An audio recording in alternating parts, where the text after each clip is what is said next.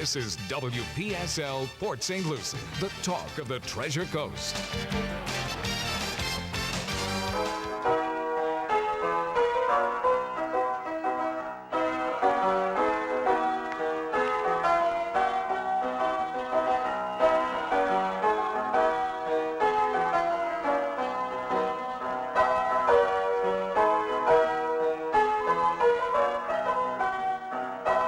It's 11:07 at WPSL 1590, the talk of the Treasure Coast. You are on Ask a Rabbi.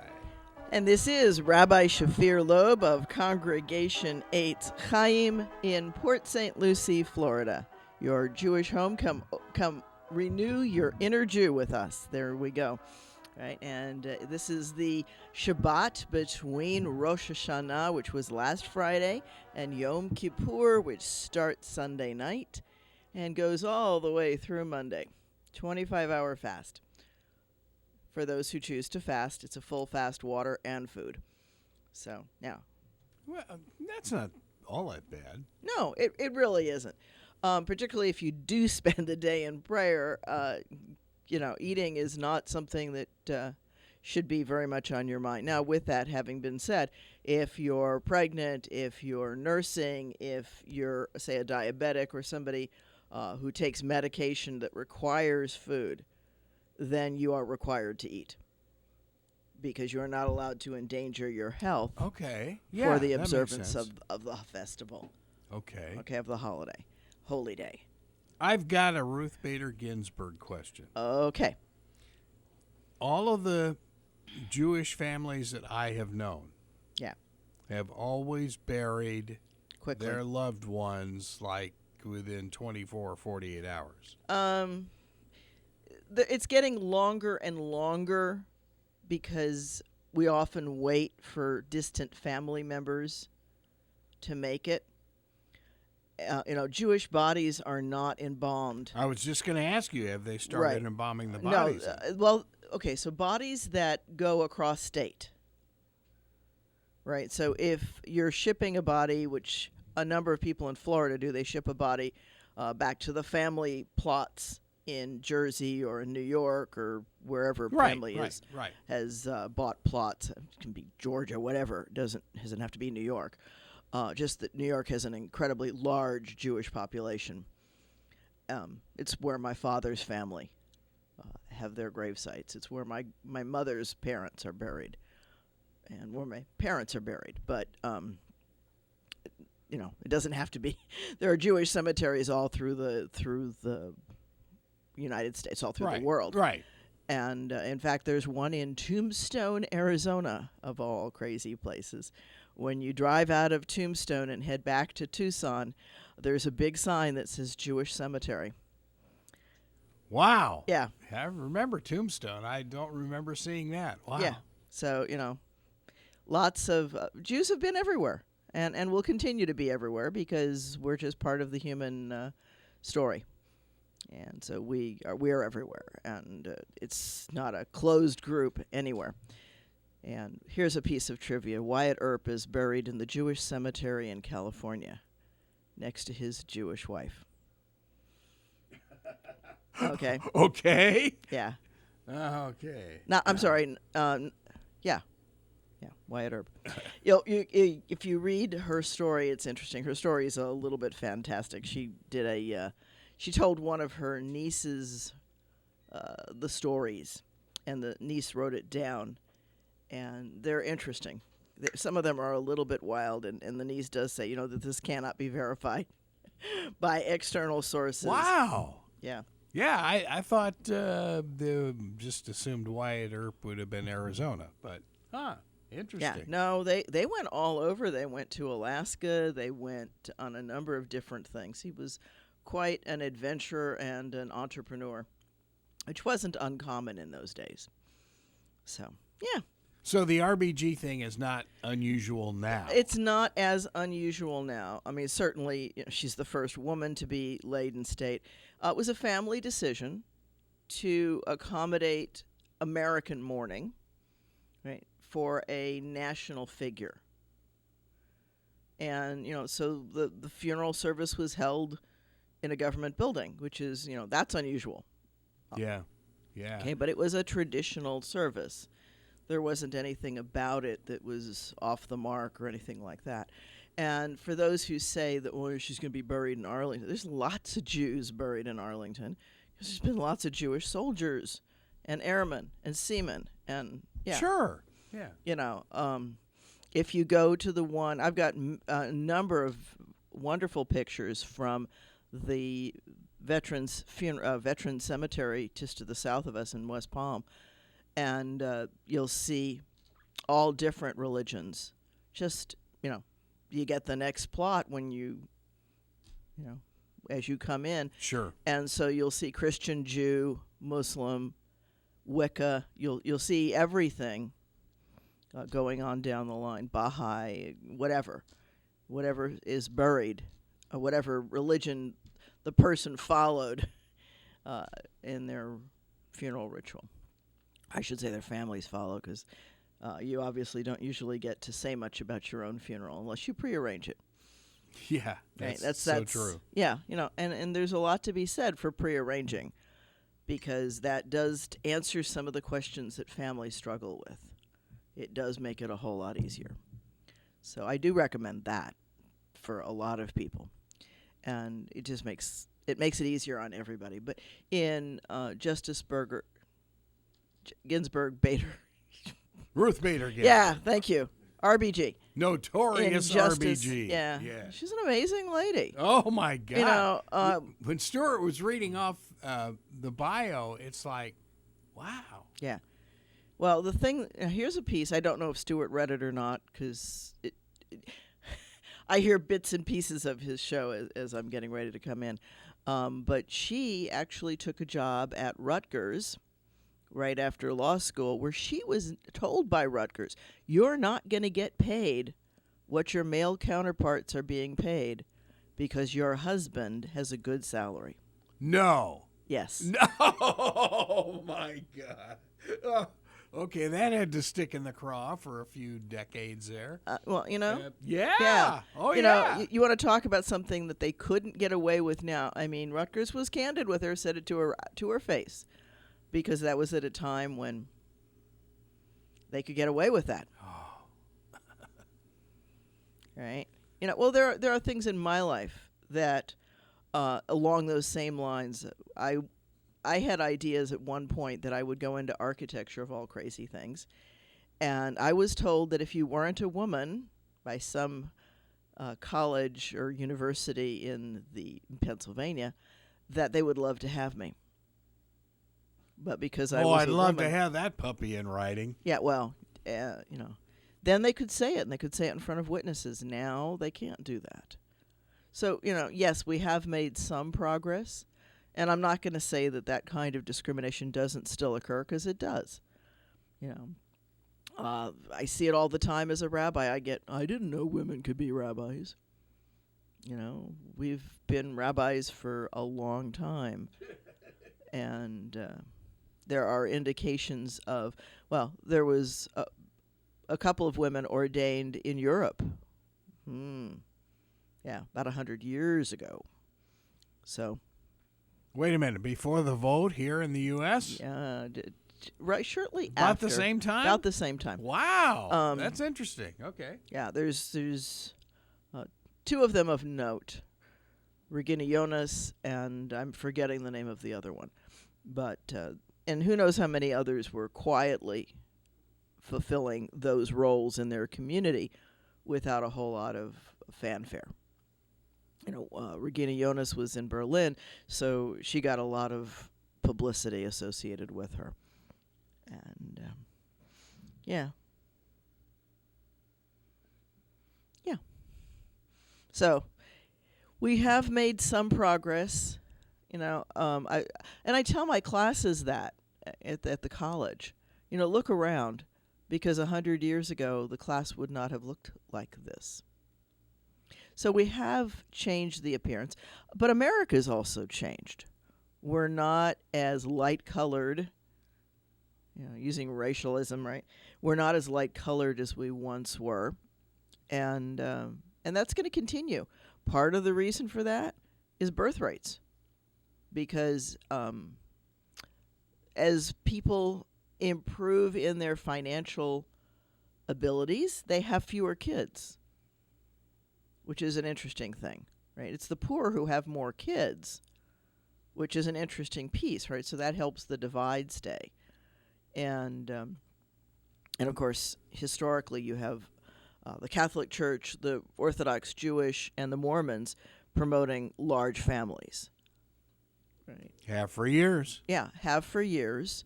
And, so you're going to see large birth rates there, but they're not able to carry it today. Those groups are getting smaller, and not as many are having as many kids. I've got aunts and uncles who had 10, 12 kids. And, I can remember thinking back then, I have 3 brothers, so, but we were a tiny family, and I was way younger. I'm way, way younger than even my closest brother. And we used to tease my mother and tell her that she had multiple only children because we're spaced far apart. And two of the brothers are from a previous marriage, which wasn't talked about a lot back then, but it still happened. So 2 of my 2 oldest brothers are from my father's first marriage, and then there's another brother from my mother. Mm-hmm. Yeah. Okay. Yeah. What was interesting, I think, NBC Nightly News, or maybe it was Fox News the other night, talking about the number of women in law schools now, that women outnumbered guys. Yeah. It's a dramatic percentage. Yeah. Yeah. I think women in general are very good with words. We're encouraged to be good with words socially as we're growing up. Boys are encouraged to be good at sports. Right? That's a social thing. It's not a required thing by any stretch of the imagination. But even today, sports are much more heavily male biased, if you will, than female sports. And we were talking about on our Bone Talk show this week the fact that the large number of women who have entered the medical field as well, because they're detailed oriented. Yeah, and caring, and a lot of the things. We encourage women to do those sorts of things, to reach out, to be observant. We don't teach our men to be observant. What'd you say? Oh. Yeah, something like that. Yeah. So on Sorry, that note, that's a guy. Okay. It's a guy thing. So I'm gonna take a left turn here on us, and somebody actually contacted me last week after the show, sent me a message through a Lineable of all things. I think it was a Lineable, one of the alternate social medias, and criticized me for not talking about the peace deal in Israel, and said that I did that because I don't support President Trump. And that's far from the truth. So let me tell you why I talk about some subjects and I don't talk about other subjects. And here's just a real big basic thing about me. I don't talk about things that I haven't researched and that I don't know reasonably well to talk about. And the peace deal in Israel last week, with High Holy Days coming up, and my mind on what fits where in what program and how do I bring a meaningful service to my congregation when we have to be in distant homes and can't be together in the sanctuary. You had to be focused. I was incredibly focused on that. And, you and I can tell that because my whole conversation was all about this video and that tape and how long this was and what was going to fit in this minute and how many minutes I had, and I trying to observe some barriers that I don't normally care about because I was taught very early on that I start when I start and I finish when I finish. But of course, that doesn't work in the world of any kind of broadcasting, right? We can't start this show anytime I want to, and we can't go over if I'm on a hot subject. You've got to fit in the 55 minutes. So, minus the assorted things the government requires here and there. I saw a bizarre. Speaking of the peace deal. Okay. I saw a because I did do a little research on it. Yeah, bizarre story on CNBC where because of the whole, and this is because of the California decision to Yeah. ban gas cars. And it's a long way down the road, but it's still going to push. It's going to loom there. It's going to push us. That the other part of this deal was because of the electric car revolution and those countries all realizing, hey, wait a minute, we better all get together down the road or else we could be in some major problems with OPEC. Yeah. Well, and California is very often a pusher. They are. On standards having to do with air quality or other things like that. And Pennsylvania is a pusher in agricultural things because you can still see it today with the products registered with the Pennsylvania Department of Agriculture. Wow. Yeah. I never even think ag with Pennsylvania. Yeah. I know obviously there is, Yeah. but Yeah, they have a very stringent Wow, registration. And California has an interesting law that shows up for companies, which is that companies have to make a statement as to whether or not they are sourcing materials from slave-driven industries. that sounds like California. Yeah, California is very concerned about that, notwithstanding the fact that at one time in California, workers in the field were crop dusted. We don't talk about that. Yeah, I understand. Thank you, Cesar Chavez. Actually, he was the one who fought that. Yeah. Yeah. So, and California has tremendous agricultural fields ongoing and continues to and needs to. But I think the big battle that they're going to face, and this article also said that, is what do you do about gas taxes? If there's no major use of gasoline, how do you make up that? they'll find a way to tax something. I know. They'll find a way to tax. That's never a They problem. always do, but it's going to be interesting. If we ever figure out how to get it strictly from the sun, people will find a way to tax the equipment that you use to get from the sun or something. Governments will find a way to tax because first of all they have to. Right? Taxes are not new. Right? Scriptures talks about the donation to the temple was in essence a tax. Some of it went to maintain the temple cultus, and some of it went to run the country. Right? If you read Scripture carefully, you'll see that taxes were about 30%. It was 10% to take care of the poor. Social Security, imagine that. A tenth. Right, 10% of it was for the temple and all of its assorted pieces because, yes, they did have a state religion, and 10% of it was for administering the things that needed to be administered. Wow. Yeah, and we really haven't moved off of those percents very far, except for some things. Yeah, and that's really intriguing. Yeah. Wow. Yeah, and there were fewer exemptions back then, too. Yeah, fewer exemptions. They're not in the Torah? What's wrong? Well, California does a thing of having a field lay fallow and a gleaning period that does come out of Scriptures. So it's very much related to the parameters that are in Scriptures. That's really intriguing. So, yeah, people have not been ignorant of those kinds of things. So here's an interesting piece, right? Judaism talks about a percentage of your increase, in other words, your yearly income, because the culture is largely agrarian in the times of Jewish scriptures. And by the time we get to Islam, to Muhammad, it's a percentage of your net worth because Muhammad was a caravan dealer, a business person. He was a trader. He was a trader. And so for that economy, net worth is the more reasonable way to tax somebody because you may or may not have an increase in any given year. And, it's still very hard for traders and entrepreneurs to do their taxes. Their taxes are much more complicated in the U.S. because it's based on that increase. It's based on the salary or your produce, your income for the year, your net income. Which that's fascinating. Yeah. It's interesting to see how and where things are based. So, yes, I did a little bit of research on the peace in the Middle East, and I guess my biggest comment on that is we'll see.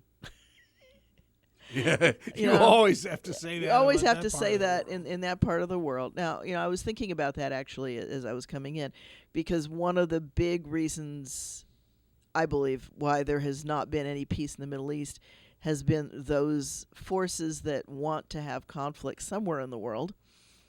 And Israel's a good test bed for it because it's really easy to keep that tinderbox going. You mean arms sellers? Oh, didn't say that. You mean let's test the arms somewhere Somewhere other than in this the field. country? Yeah. Yeah. Imagine that. Yeah.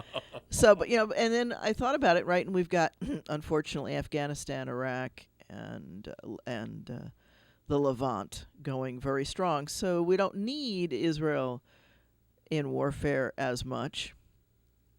Wow. Yeah. The other part of that is that the Palestinians really are, unfortunately, very much third cousins to anybody. And they're not easily absorbed by other cultures. And part of that has to do with that the Middle Eastern culture is such that they don't take citizens in very easily. And, it's determined by who and what your father is. So, and where you're born. But so let's say I moved to Saudi Arabia, I would never be able to become a Saudi citizen, ever, because that's just not in their rules. No naturalization? No naturalization. Oh. So, and it's not the only country that's like that. There's a number of countries in the world that don't have naturalization. We live in America and we think that all the countries in the world operate kind of similar to the way we do. And that's far from the truth. And there's widely different government systems that are out there. Turning the clock way back. Yeah, in the Wayback Machine. With the the Wayback Machine with the Palestinians. Mr. Peabody, yeah. They have not ever really had a land, if you will, of their own. Have they? Not really, no. Because Jordan supposedly was. Well, Jordan part of annexed Transjordan very quickly, almost immediately. And, the part of the problem in the West Bank area is that those are very poor folks as a rule. It's not a wealthy piece of real estate. Gaza's not a wealthy piece of real estate. And we tend as a human race to look down on the poor, as if the poor deserve to be poor. Right? Where in general the reality is it's an accident of birth. You have no choice in who your parents are. You pop out into the world and that's where you are. And so poverty is going to be the huge divide, and it still is. I mean, that's part of the racialism. It's trying to keep the poor, and it's really convenient for society if it's visually easy to do that. I think of you almost every night watching nightly news and hearing racism. And it's it's racialism. That's right. It's applying an artificial construct to people. And, so I do feel very much for the Palestinians that they had some levels of autonomy under Jordan. Not really, but kind of, sort of. They had mayors and they still have mayors. And it's a very complex issue. And I think part of the problem was that in 1967, when Israel occupied the West Bank, the Golan, the Sinai, and Gaza, the expectation was that the residents would run, as they had been forced to do in 1948. Mm-hmm. And there was one of the problems with telling a story with a narrative is that people come to believe the narrative. And, in 1948, people didn't run because they didn't want to be part of Israel. They ran because there was an active war. And, if you're not an active combatant, you grab your children and you get them out of Out of harm's way. Out You of bet. harm's way. Sure. And, a lot of these people tried to come back 2 or 3 days later when the war was done, and to find that their homes had been occupied or assorted things. The narrative is not pretty on either side. There's inaccuracies on all 17 sides of that argument.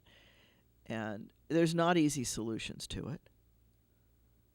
Yeah. There were things that were not copacetic.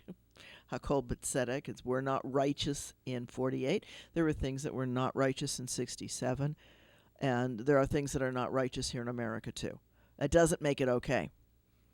But it does make the solutions more complicated. Okay? So we look at all kinds of things that are still ongoing, that are still... You look at the lost children in Australia, where and it went on and it's not that long ago that it stopped, where people would go and collect the children. If they were lighter colored, they were taken to an island, raised, and then released at age 18 with nothing to do and no way to take care of themselves, and then looked at as they're poor, they're not doing anything. And with the idea that we'd educate them and destroy the indigenous culture. But gee, let's look at the Navajo code speakers. Oh. Right? Many of them were caught up in the same kind of thing here in America. The American Indian suffers incredibly in America and still does. And for the most part, they're shut away where people don't see them. And that's convenient for our culture. Yeah, they're walled in in a reservation. And they're sure. not walled in, but they're they yeah. might as well be. Yeah. And the amount of poverty that I saw driving through the reservation utterly astounded me when I first started riding through some of them. And in Arizona, you can't help but ride through some of them if you go anywhere. And I remember when, this goes back a long way. We had just left Tucson, so that would have been 74. And there was Tucson and San Diego. yeah. And Peter McDonald, who was the president of the Navajo Nation, was speaking in San Diego, and I was fortunate enough to cover it. And he remembered the KVOA days in Tucson, and he was talking about the rate of alcoholism. Oh, yeah. On his reservation. I'm going, oh, my God. Well, Staggering. because when you don't have much to look forward to and you don't see much opportunity for change, alcohol, unfortunately, is a way to self-medicate those feelings. And it's true with many cultures, although I remember a quip from the Irish Rovers, right, who said, God made whiskey so the Irish wouldn't rule the world. Oh, no. That was one of his quips, and it stuck. But, so the whole alcoholism is a really big issue. And the number of bars, there was an interesting piece done on that on Grey's Anatomy, because one of the characters in Grey's Anatomy is a recovering alcoholic. And one of the bars there was, gave you as many drinks as were on your AA chip. Right? And it points to one of the ways that there are those who prey on folks who are not well equipped to resist. And government can't protect everyone, but boy, if there was ever an area that it would be really handy if that was illegal. If somebody could actually file suit on folks that do that. That's not fair trade. That's trade gone wild. And, I'm all for somebody making an income. And right now bars are really hurting because of the pandemic. Somehow we've got to figure out how to make money. Guru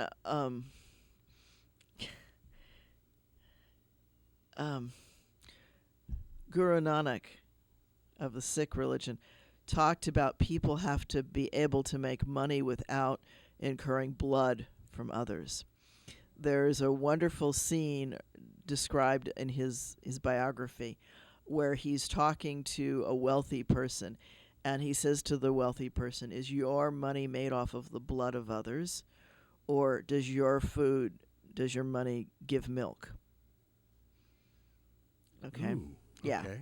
Does it, if I ring, and the cartoon version of it, because one of the things that I show kids is cartoons because they're easy to follow, and they often have good parts, and there's a couple of really good animations done.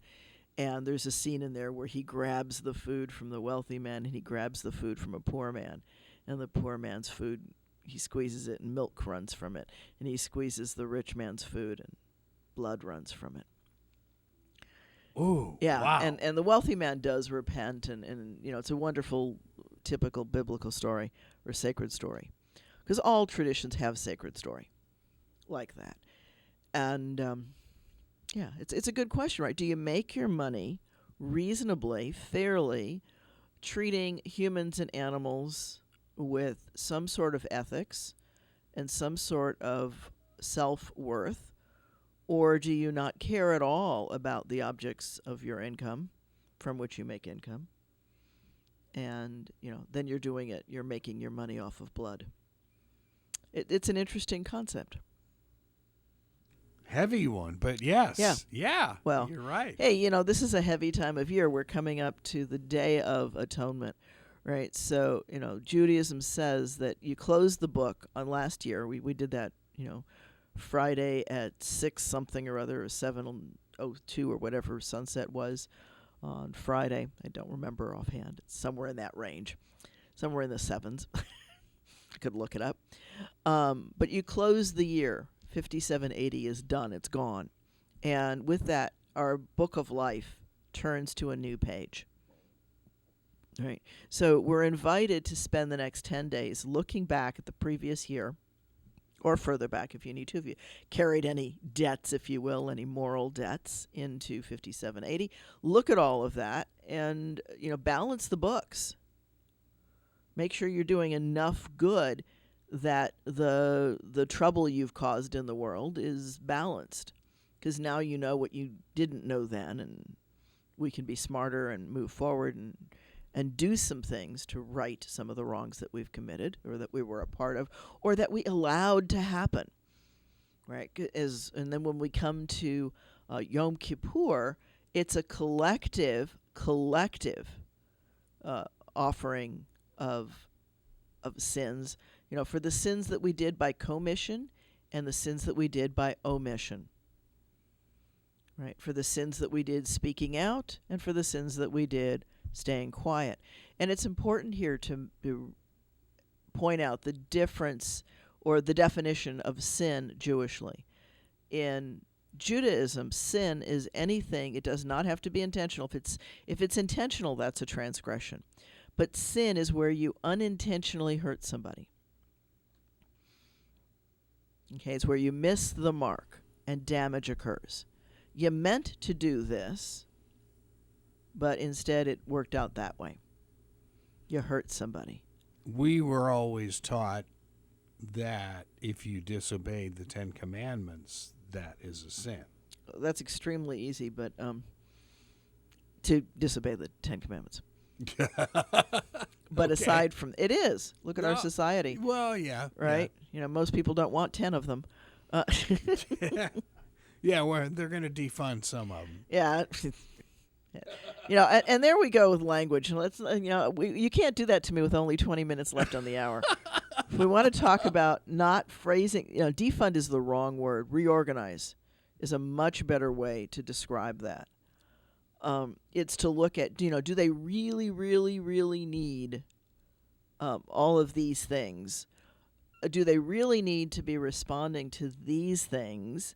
Or do we need to send our police to the things that they're best equipped to handle? And, those are long, hard questions, and they're going to take cities a long time to look at. It's just that a lot of the social money has ended up in police budgets because it's been shifted in that direction, and thereby forcing the police to do things that probably are not really in line with keeping the peace and everything else. And if they really are supposed to do all those things, well, we better give them a lot more training and better salaries and hold them to a higher standard. Well, you could go back to the 70s and 80s when a lot of mental facilities were shut down. Yeah, right. Jails and prisons have become mental health facilities in large part. Right. And that's not what they're intended to be. No. And then we privatized them to make them even worse. that's a whole different animal. Yeah. And it's always follow the money. There's always a money route inside every problem. It's a taproot that runs through them. And so Yom Kippur itself. Yeah. Is that like a confession would be? Okay, so you come into Yom Kippur, you're supposed to have made amends with anybody with whom you had an argument, or, you're not supposed to go into Yom Kippur with any grudges. But that's a supposed to. Some people are not able to do that for a variety of reasons. And hopefully, eventually, people get there. It's a collective for the sins that we, not for the sins that I did, but for the sins that we as a community did. Because there's another part inside that, which is that Torah is very clearly, if you look at the discussion of goats and sheep, it's not about an individual goat or an individual sheep. It's about the collective. And to the extent that we as a collective have not taken care of each other, we have to confess those things. So, Russ, I see that I see that you have called in, Russ, not somebody, but you, Russ. So thank you for doing that. Yeah, you mentioned the defunding thing and then brought up the police, but how come nobody has ever mentioned that resisting arrest might not be a good idea? Whether it's right or wrong what happens, maybe resisting arrest is kind of a bad idea. It is a bad idea. I agree with you. Well, exactly. Every single one of these cases, in my mind, has some involvement with resisting arrest.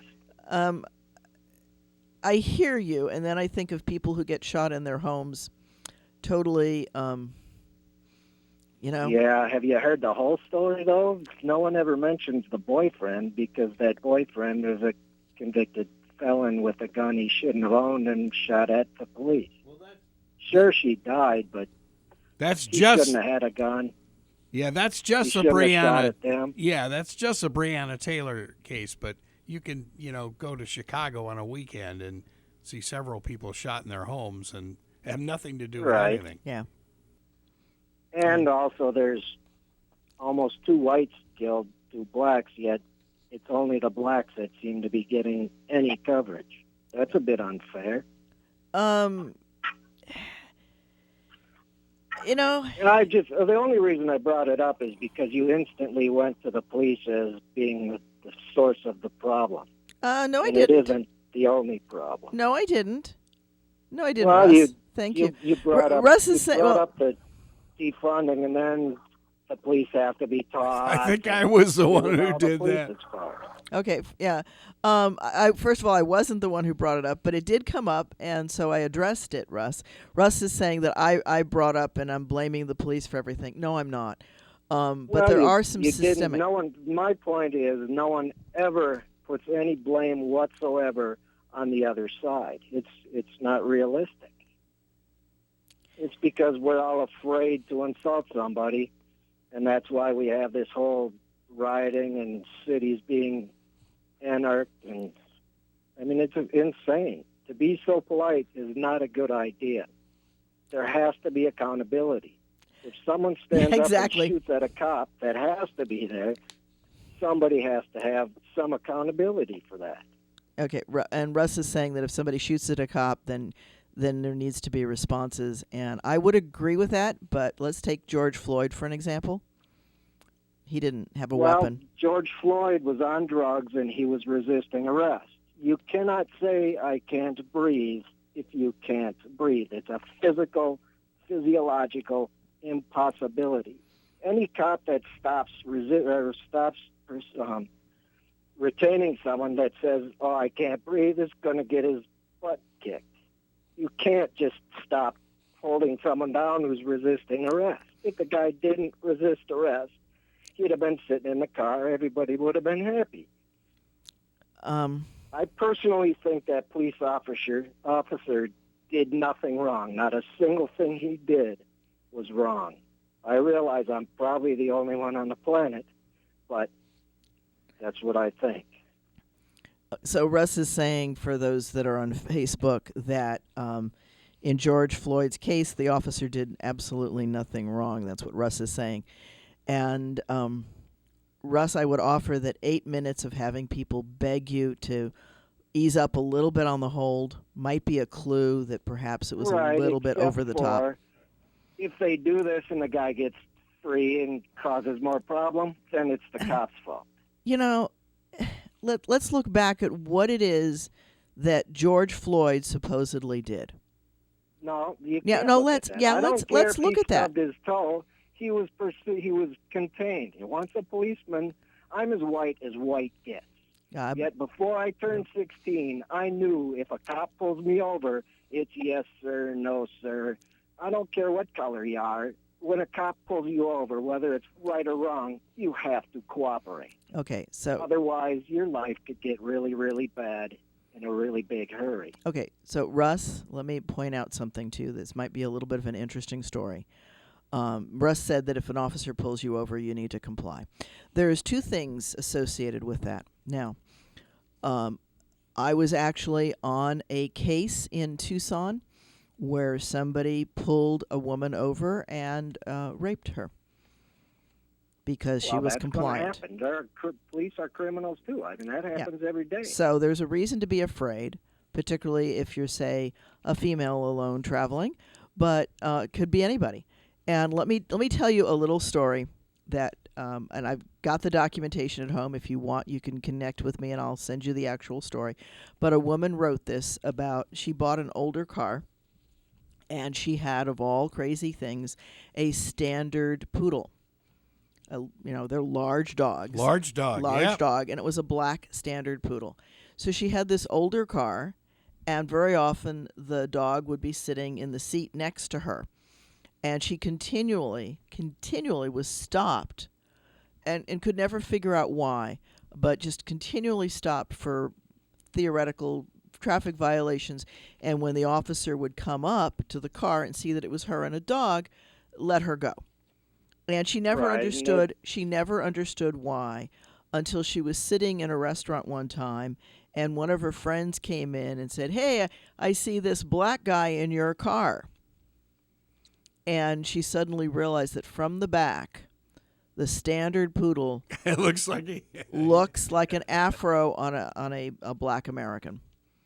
Okay. And I dated a black woman for over a year, and no one ever pulled us over. No one ever chastised us and did anything. So you can find a story for every single case. So I'm glad that you were able to date someone for a good time and things went well for you.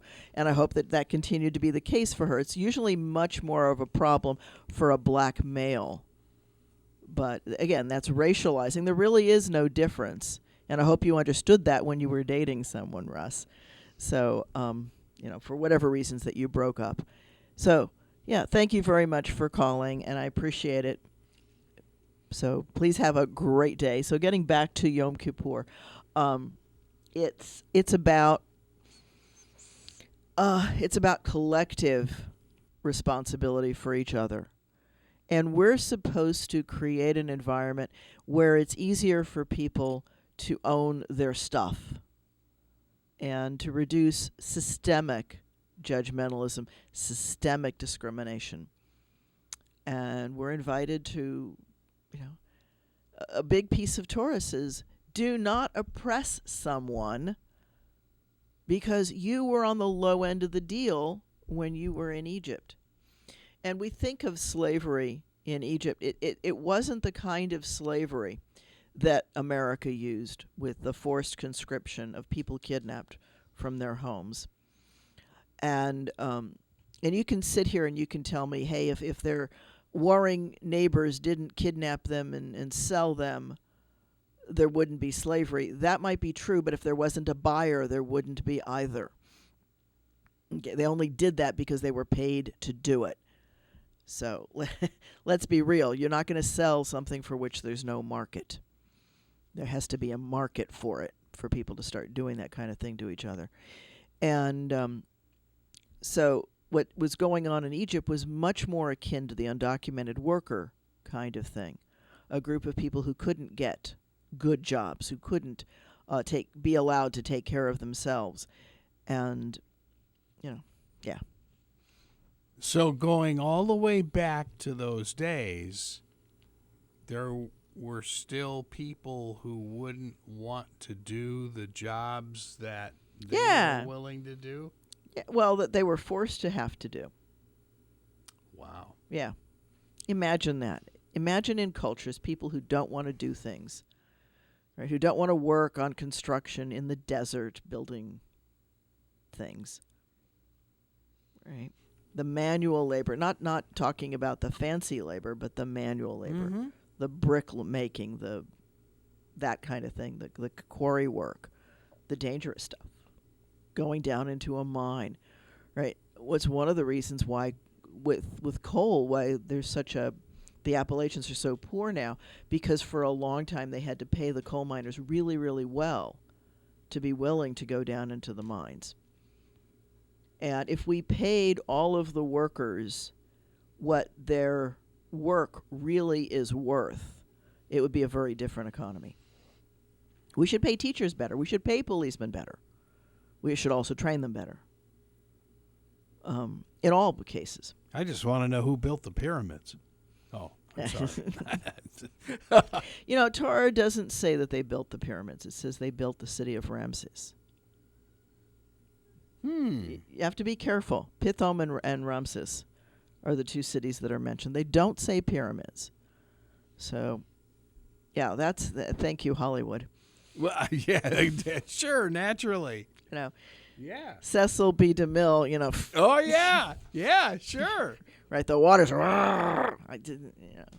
It's more like a hurricane. Read the description. It's very... for somebody who lives in Florida, the description is just like, wow, yeah, I get it. I so get it. And more so now that I've lived here a few years. Then there are parts that you understand if you live in Tucson with the desert environment, why some decisions are the way they are. Like no shellfish. Could you imagine no refrigeration and trying to get shellfish across the desert? No way. No way. And you're young enough to remember when there was a rule that said don't eat shellfish in months that don't have an R. Yep. Right. May, June, July, August. My mom used to say that in L.A. Right, yeah. Summer months, because they were much more likely to spoil until we refrigerated the fishing and moved the fishing into farms too. Right. So those two things dramatically changed our food chain. And if those things had existed in the days when Scripture was written, I think the rules would have been different. So, lots of things are products of the time. And, so do I think this is the worst year? No, I don't think this is the worst year for most people. Is it horrible? Yeah, for a lot of people it is. A few folks are making good money. Not me, but there are folks making good money out of this. And that's one thing that we should look at is where is the money going? Right. And how has that changed? Right. So here's the big question. This is an election year. Are we better off than we were 4 years ago?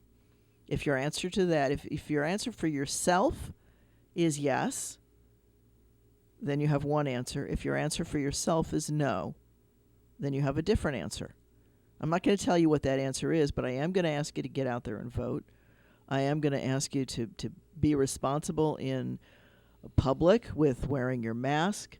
These are all things, these are social things. So that's kind of what Yom Kippur is about. It's about how do we as a people self-govern. We can't just sit back and wait for Uncle Sugar to do something for us. And I don't care who's in the White House, and I don't care who's in the Senate or who's in the courts. There is an element of taking care of ourselves that we have to do. And part of that is taking reasonable precautions. This is a pandemic. It's coming back up in Europe. Israel's on a shutdown again. They're on a 3-week shutdown because their numbers went back up. This is not going to go away quickly. And when we say Gamze Ya'avor, this too shall pass, and the majority of us will survive it and move forward. That wasn't necessarily true with the Black Plague. In some places, the majority did not move forward, but people did. And the object is to live your life in a way that's the point of Yom Kippur. If this is your last year, if this is your last week, your last month, your last day, have you balanced the scales? Have you done what you need to do so that you can face death and say, I did what I had to do? Did I live a good life? Will the scales tip to the good? Have I left the world better than it was given to me? Have I done my part to make things better for myself, my family, my neighbors, and the rest of the community? And to the extent that we as a culture, as a society, as a community have not done that, that's the point of Yom Kippur. Where do we make the rudder adjustment? How do we move into 5781? We're 10 days in. We're going to be 10 days into it by Yom Kippur. We're some number of days into it now. I think 7. It's hard to keep track sometimes, and so that's the point of it. You've got a new page on the book of life. What are you going to write on it, and how's that going to balance what you've done in the past? How do you tip the scales to good? That's the challenge for all of us. That's what Yom Kippur is, the day of accounting for your soul. It's not get out of jail free. It's a day of accounting for your soul, of having a one-to-one with God in community and saying, this is what I did right, God. I'm pretty proud of those things. I hope I do more of them in the future. And these are the things that help me fix them. Help me have the strength and the courage and the wisdom to know how to mend anything, any bridges that I burned, any people that I hurt, and help me to recognize what's my part of the equation and what's not part of my equation. Because not everybody who's angry at you is angry at you because of you, but they might be angry because of themselves. But we all have contributions that perhaps we made without realizing. Right? We need to be kind to others, not because they deserve it, but because we are kind people. So it's our best chance to do that as we move into Yom Kippur. So please catch us online, streaming, Facebook, and if you register for the holidays, you can even get the Zoom link to come on in to the Zoom part of the service. So have a wonderful, safe Yom Kippur, and I will see you as we get into Sukkot next Friday, God willing. This is Rabbi Shafir Lobb for Ask a Rabbi. You've been listening to Ask a Rabbi right here on WPSL, Port St. Lucie, Talk of the Treasure Coast, webcaster of the world.